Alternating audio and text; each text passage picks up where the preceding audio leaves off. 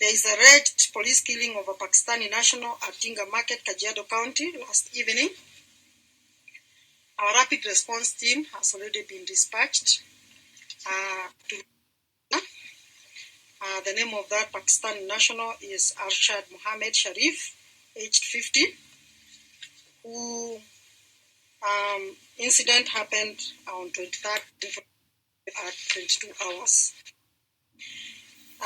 There are several other cases of alleged police fatal shooting of members of the public, several cases of fatal shooting of their colleagues due to personal disagreements. So even as we read this statement, IPOA assures Kenyans of full commitment to deliver on its mandate and consequently contribute towards professionalism of the National Police Service through tenacious efforts to eradicate all forms of extrajudicial and enforced disappearances.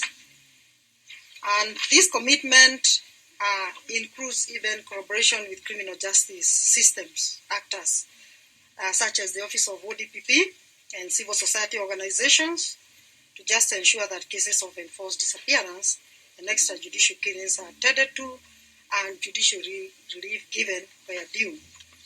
Arshad शरीफ इतवार की शब Kenya के दारुल हुकूमत Nairobi के करीब firing के एक वाक़या में शहीद हो गए हैं। उनकी मौत की तस्दीक उनकी अहलिया ने पीर की सुबह की। उनकी अहलिया जवेरिया सदीक ने ट्विटर पर लिखा कि आज मैंने अपना दोस्त, शौहर और पसंदीदा सहाफ़ी खो दिया। अरशद शरीफ मुल्क छोड़कर चले गए थे और इतलात के मुताबिक खुद साख्ता जलावतनी की दौरान वो दुबई और लंदन में मुकीम रहे। ताहम ये वाज़ह नहीं कि अरशद शरीफ कीनिया में क्यों गए थे। कराची में पैदा होने वाले 49 साला अरशद शरीफ ने मुतअद्दिद पाकिस्तानी न्यूज़ चैनल्स में कलीदी ओहदों पर काम किया था। साख्ता जलावतनी इख्तियार करने से कबल वो निजी न्यूज़ चैनल ARY से मुंसलिक थे। ताहम इमरान खान की हुकूमत के खात्मे के बाद उन्हें नौकरी से फारिग कर दिया गया था, जिसका ऐलान उनके मुल्क छोड़ने के चंद दिन बाद ARY की जानिब से किया गया था। जैसा कि आप सबको मालूम है कि ARY की नशरियात को बंद कर दिया गया था और इसी दबाव की वजह से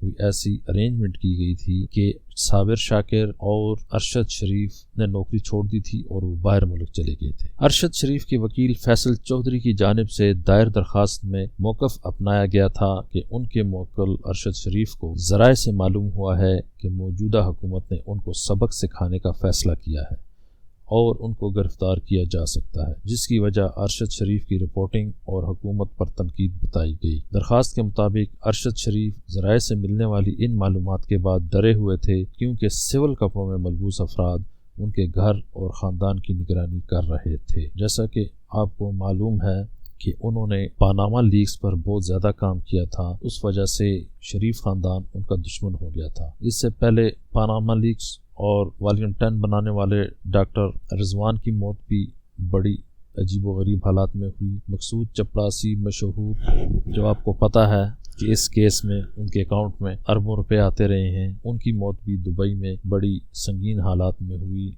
और उनकी मौत भी मशहूर। तो ये सब पढ़ियाँ अगर मिला के देखा जाए तो हालात तो कुछ और ही बता रहे हैं। आप यहाँ पर पहुँचे हैं, समीर रहीम साहब रात से यहाँ पर मौजूद हैं।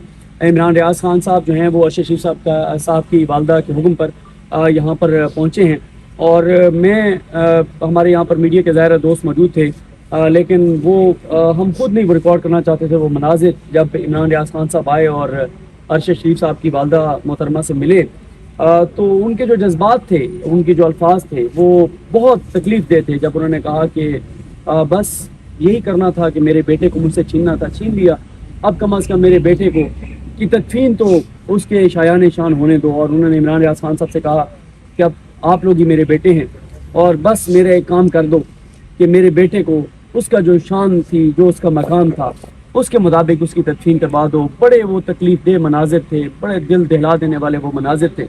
इमरान भाई, आप यहाँ पर आए अरशद भाई की वालदा के हुक्म पर, क्या जज्बात हैं आपके? कुछ भी नहीं बोल सकते अब, तो फिर भी एक ही गुजारिश है, मैंने चीफ जस्टिस ऑफ पाकिस्तान में पहले भी गुजारिश की है, ये हाथ जोड़ के आपसे गुजारिश कर रहे हैं साहब, कभी मैंने अपने लिए हाथ नहीं जोड़े। जितना हमें जलील किया गया, जो कुछ भी किया गया, वो सारे को एक तरफ रख दें साहब। ये चीफ जस्टिस ऑफ पाकिस्तान से हाथ जोड़ के अपील है میں نے آج تک کسی کے آگے ہاتھ نہیں چھوڑے.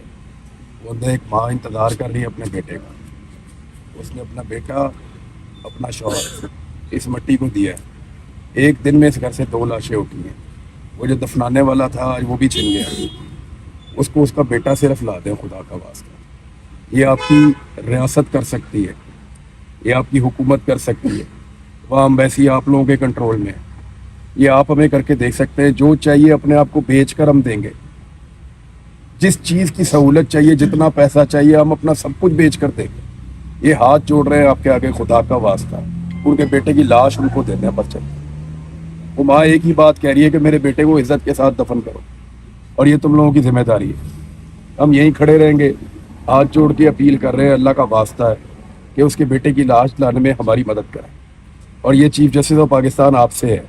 اسٹیبلشمنٹ کے اوپر ہمیں کوئی, ان کے سینے کے اندر جو ہے وہ دل نہیں ہے, پتھر ہے ان کے سینے میں. نہ ہمیں اسٹیبلشمنٹ سے کوئی امید ہے, نہ اس گورنمنٹ سے کوئی امید ہے. ابھی تک سو رہے ہیں. یہ سورج اوپر آ گیا. نہ یہ رات ختم ہو رہی تھی, نہ سفر ختم ہو رہا تھا. میں جیسے اسلام آباد پہنچا ہوں لاہور سے, میں نے اتنا برا سفر کبھی نہیں کیا. مجھے بار بار ایسے لگتا تھا میں ابھی اٹھ جاؤں گا, سو رہا ہوں اور یہ سارا ایک خواب ہوگا. لیکن بدقسمتی سے ہم یہ دن دیکھ رہے ہیں. ہم اس دن کا حساب لیں گے لیکن بعد میں. ابھی گزارش صرف اتنا ہے کہ ہمارے بھائی کی جو لاش ہے اس کو واپس لانے کے لیے ہماری مدد کریں. وہاں پہ آپ کے پاس امبیسی ہے, آپ کے پاس وہاں پہ نظام ہے. ہمارے وہاں تک ہاتھ نہیں جا سکتے, مجبور ہیں, بندھے ہوئے ہیں. بس کسی طرح اتنا کروا دیں چیف جسٹس آف پاکستان کہ ہمارے بھائی کی لاش یہاں تک پہنچا دیں. جب وہ ملے عمران بھائی تو ان کے الفاظ یہ تھے کہ 2 بیٹے تھے, ایک پہلے چلا گیا اور ایک آج چلا گیا. اور یہی انہوں نے کہا کہ میرا بیٹا واپس نہیں آ سکتا, لیکن میں یہی کہتی ہوں کہ جو اس کی شان تھی, جو اس کا مقام تھا, اس شان اور اس مقام کے مطابق اس کو دفن تو کرنے دو. یہ اس ماں کی آخری التجا ہے, یہ اس ماں کی آخری اپیل. کیا کہ میں جب پہنچا ہوں رات یہاں پہ تو وہ جو حوصلہ میں نے دیکھا ان میں, مجھے یقین نہیں آیا کہ یہ ارشد کی ماں اس قدر حوصلہ مند ہو سکتی ہے. پھر میں نے سوچا کہ ارشد کتنا حوصلہ مند تھا. یقیناً ایسی ماں کا بیٹا ہی اتنا حوصلہ مند ہو سکتا ہے. اور وہ اس وقت وہ بہت سارے لوگ تھے, کاشف عباسی بھی تھے اور بھی بہت سارے لوگ تھے, شاید میں اطلاع تھے, خبر گھمن تھے. وہ یہ کہہ رہی تھی کہ یہ جو مہمان آ رہے ہیں, ارشد کے دوست آ رہے ہیں, ان کی خدمت میں کوئی کمی نہ رہے. ابھی بھی کہہ رہی تھی کہ جو دوست ارشد کے آئے ہوئے ان کو ناشتہ دو, ان کو ناشتہ کرو, یہ کہہ رہی تھی. اور بات ہو رہی تھی ارشد صاحب کے دوستوں کے ساتھ, جن کے ساتھ ظاہر ہے آپ سے بہت بات ہوتی, کہ وہ یہی کہتے تھے یار کیا کریں گے, زیادہ سے زیادہ مجھے پتہ ہے کیا کریں گے, اینڈ پہ مجھے گولی مار دیں گے. تو وہی ہوا. ادھر ایک دن یہ پارلیمنٹ ہاؤس میں وہ سینٹ کی کوئی کمیٹی ہے, جب لوگوں کو کوئی مارتا ہے تو وہ لوگ بیٹھتے ہیں اور بیٹھ کے کوئی وہ بات چیت کرتے ہیں. ان کی کمیٹی بنی ہوئی ہے داخلہ کی. پھر ایک انفارمیشن کی ہے, انہوں نے کوئی ہمیں 2-3 دفعہ بلایا. ہم وہاں شکایت لگاتے تھے, بتاتے تھے کہ ہمارے ساتھ یہ ہو رہا ہے. سب سے اچھا ارشد بھائی بتاتا تھا, ایک ایک چیز کاغذ نکال کے تفصیلات کے ساتھ, کانسٹیٹیوشن آف پاکستان پڑھ کے اور پوری تیاری کے ساتھ ارشد بھائی آتے تھے اور وہ بتاتے تھے. اس دن وہاں سے باہر نکلے نا تو ادھر کی گاڑی کھڑی ہوگی شاید ارشد بھائی کی, وہ گاڑی لے کر تو جا رہے تھے, تو میں نے راستے میں روک لیا. میں نے کہا بھائی اکیلے مت پھرا کرو آپ یہاں پہ, آپ کو پتہ ہے آپ نے 100 دشمن بنا لیے ہیں.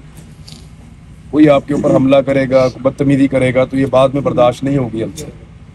تو ایسے مت کرو, میں تو بندوبست کرتا ہوں, آپ اکیلے مت پھرو شہر میں.